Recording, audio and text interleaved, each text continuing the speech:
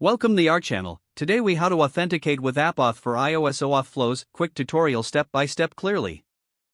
To authenticate with AppAuth for iOS OAuth flows, start by setting up your Xcode project. Add the AppAuth library to your project using CocoaPods or Swift Package Manager.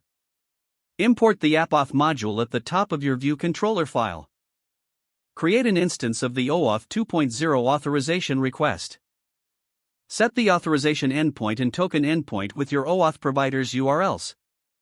Enter the client ID and redirect URI that you registered with your OAuth provider. Specify the scopes you want to request access to. Initialize the authorization request with the parameters you've set.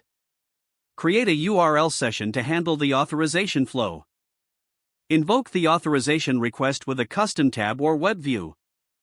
Handle the callback from the authorization flow in your app delegate. Implement the method to process the authorization response. Exchange the authorization code for an access token using the token endpoint.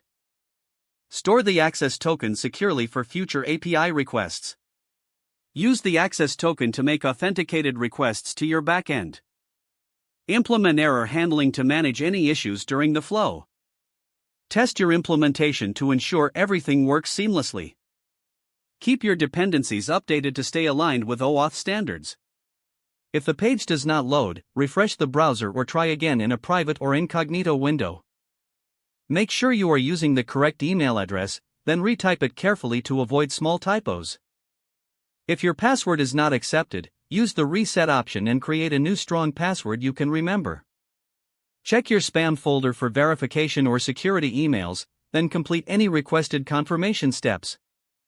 Enable two-factor authentication if available to improve account security and reduce unauthorized access risk. After signing in, review your profile details so your contact information and settings are accurate and current. If you see an error message, note it down and try again after restarting your device and internet connection. Log out when you finish, especially on shared devices, to keep your account and payment information secure. If the page does not load, refresh the browser or try again in a private or incognito window. Make sure you are using the correct email address, then retype it carefully to avoid small typos. Don't forget to like this video and subscribe to our channel for more step-by-step tech guides.